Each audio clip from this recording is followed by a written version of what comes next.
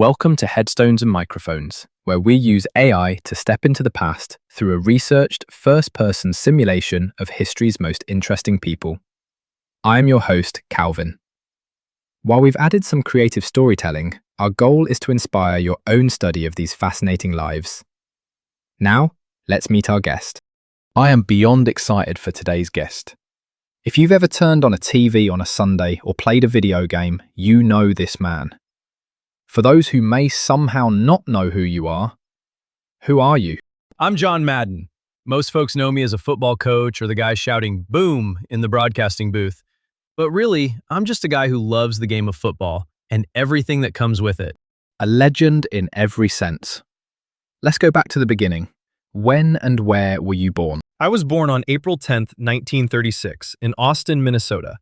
It's a nice town, but my family didn't stay long. We moved out to California when I was just a little guy. And what was your given name at birth? Just John Earl Madden. Simple and to the point. Was there a story behind your birth name?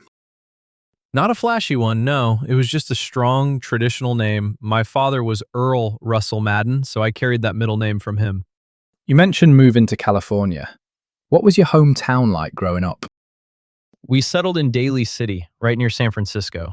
It was a great place for a kid. It was the kind of place where you stayed outside until the streetlights came on. Everything revolved around the neighborhood and the parks. What was your family life like? We were a working class family. My dad was an auto mechanic. He worked hard and he taught me the value of a job well done. We didn't have a lot of extras, but we had what we needed. And we had sports. What kind of kid were you? I was a big kid, always active. I wasn't the best student in the world because my mind was usually on the baseball diamond or the football field. I just wanted to play. What were your biggest fears growing up? You know, it's funny, but even back then, I wasn't a big fan of flying. I preferred having my feet on the ground. But mostly, I just feared not being part of the action. I always wanted to be where the game was happening. What did you dream of becoming as a child? I wanted to be a professional athlete. Baseball was actually my first big love. I dreamed of being a big league player, but football eventually took over. What were some of your favorite activities in school? Sports, and more sports. I played football, basketball, and baseball. If there was a ball involved, I was there. I also liked hanging out with my friends. We were a tight-knit group. What was your first job? Aside from helping my dad or doing odd jobs, my first real career move was playing college ball and then getting drafted. But before the fame, I was just a physical education teacher and a coach at a small college. Was there a moment where you realized you were different from everyone else? I don't know if I felt different, but I realized I saw the game of football in a very detailed way. While others saw a play, I saw 22 moving parts. I realized I could explain those parts to people in a way that made sense. What's a decision that changed everything for you, but felt small at the time? Taking a coaching job at Allen Hancock College. It was a small junior college, and at the time, I was just happy to be coaching.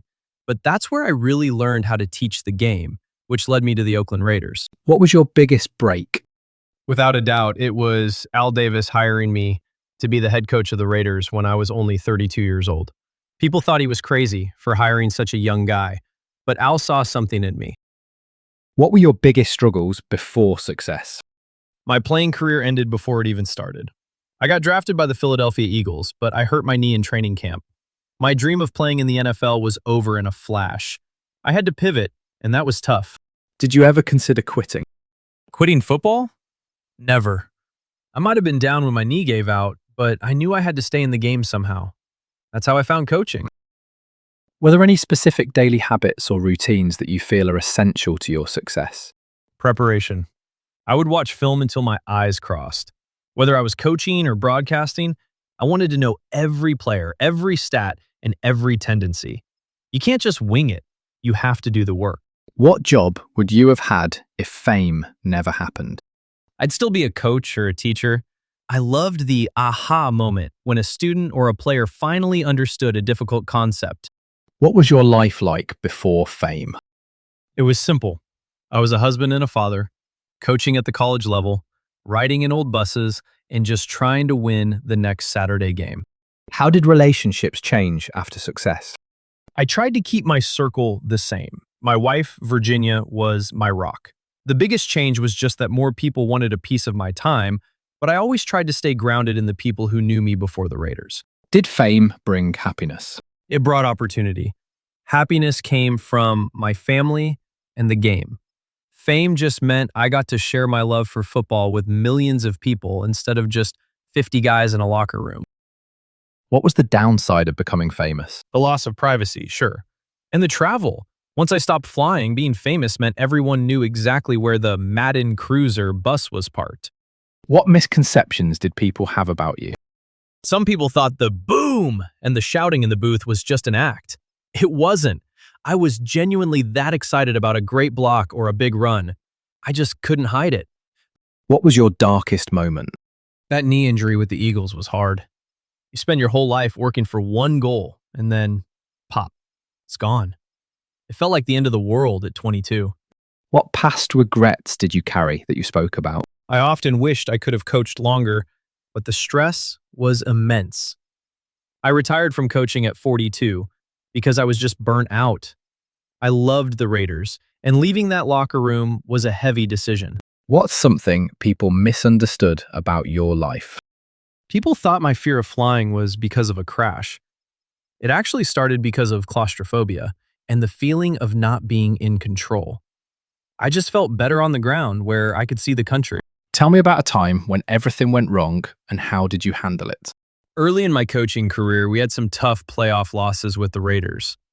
People labeled us as the team that couldn't win the big one. We handled it by doubling down on our identity and finally winning Super Bowl 11.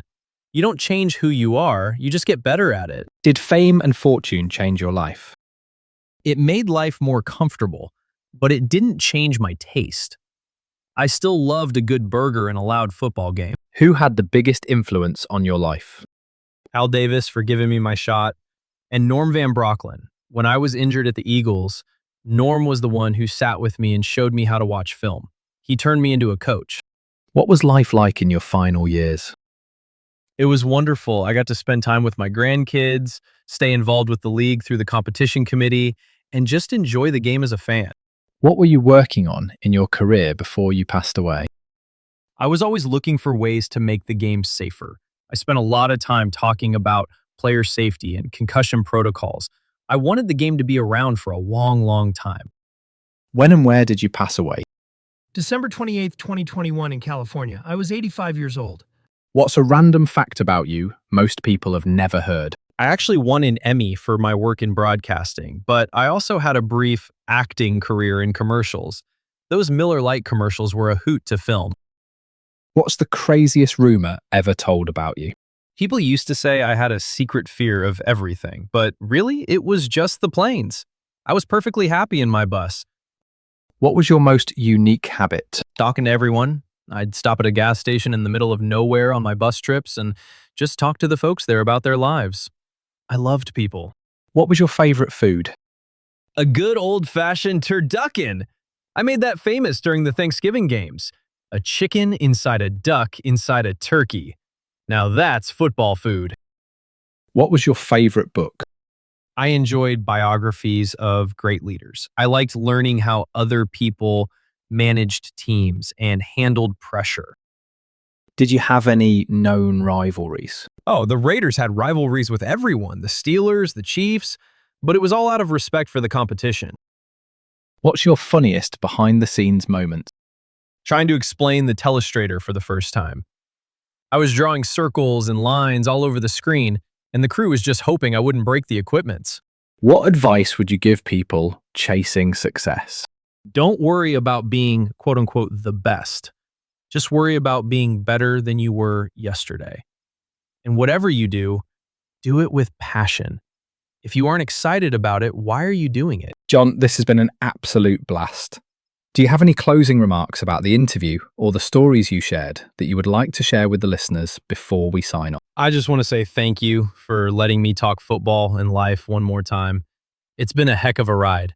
And I hope everyone listening finds something they love as much as I love the game. Keep cheering, keep learning, and remember, it's the offensive line that wins the game. Thanks for having me, Calvin. Thank you, John. What an incredible look at the man behind the voice and the game. From the Madden Cruiser to the Super Bowl, John Madden truly defined an era of American sports. And that wraps up another conversation from Beyond the Grave. Thanks for joining us on the Headstones and Microphones podcast. Remember, legends may die, but their stories never do. Please help spread the word by sharing and following the pod.